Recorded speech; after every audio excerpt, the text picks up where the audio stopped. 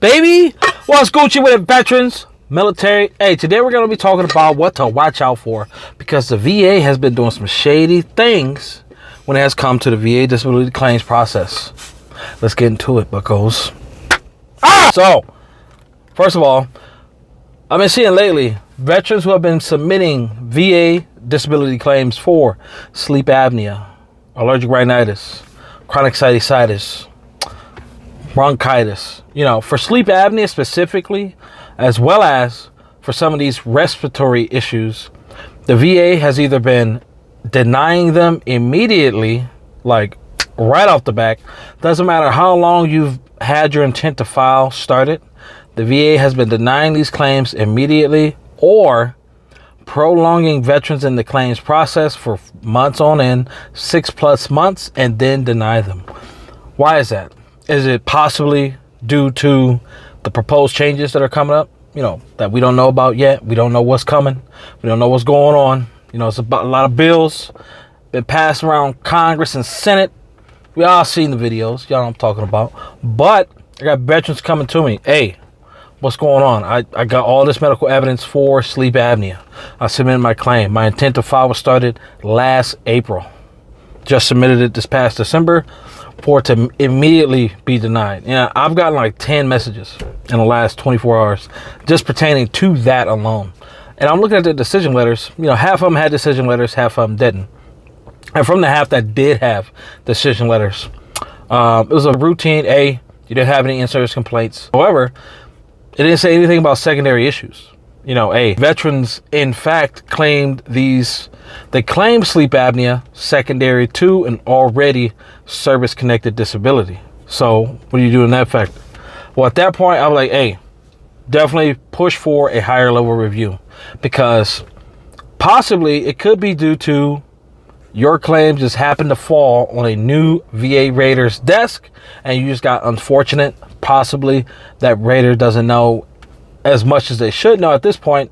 They're new, so they say, fuck it, I don't know what I'm doing. I'm going to deny this claim instead of just passing it on to another VA rater, which I'm sure they could do that once it gets into someone's desk.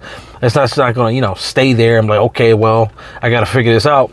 Definitely recommended for those veterans to submit higher level reviews. It's the first step in the appeals process. It's a form of an appeal.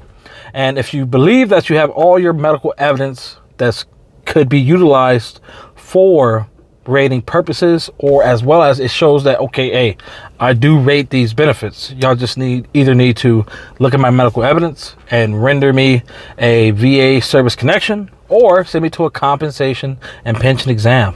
At that point, then you'll be able to, okay, cool, what's Gucci with it.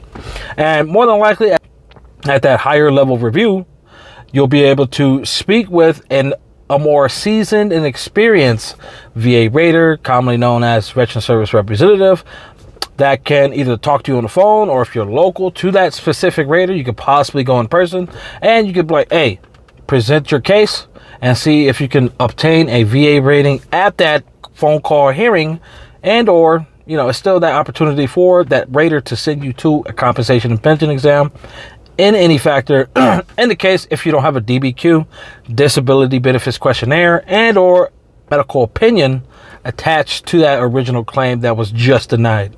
And then when it came to those veterans who had allergic rhinitis and sinusitis, some veterans supplied both.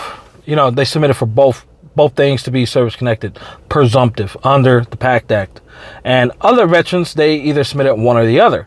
And when they got their denial decision letter, it stated for the opposite. So if one veteran submitted for sinusitis, they got a denial letter in the mail for allergic rhinitis, and vice versa. The ones who got, they submitted for allergic rhinitis, they got a denial in the mail for chronic sinusitis. And at that point, that's clearly an error, which will still need to be identified at a higher level review, because you want to maintain that effective date. And yeah, you can submit a supplemental in hopes that you get service connected.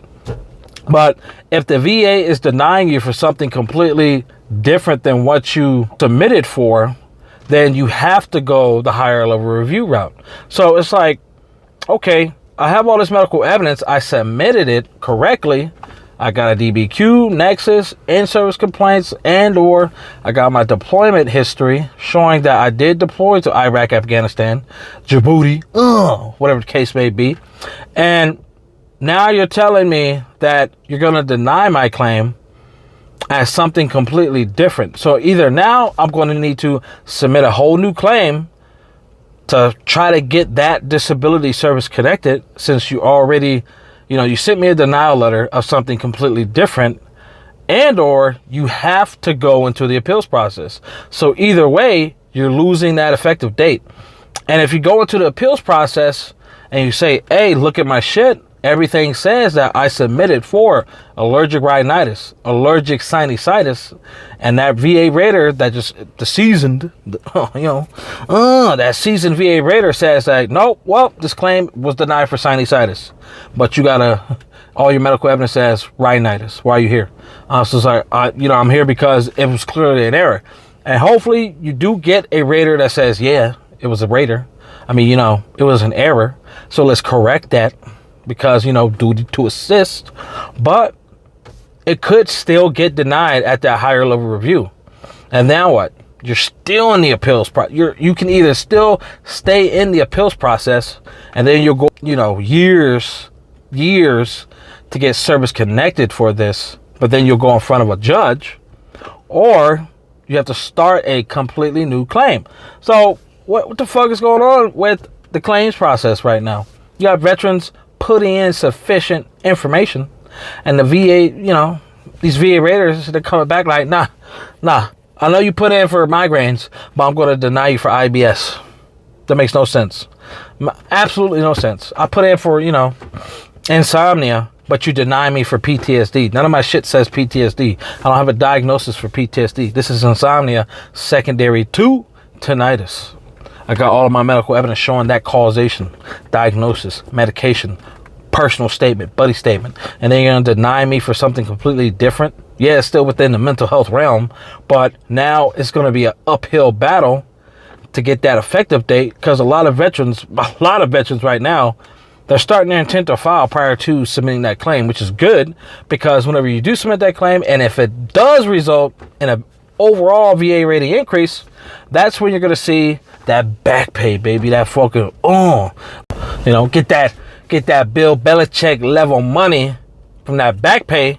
But the VA, they fucking playing games. So hey, like, share, subscribe, comment down below. What are your thoughts, your own experiences, and let's see how far in the rabbit hole we can get in 2024. Y'all know what time it is.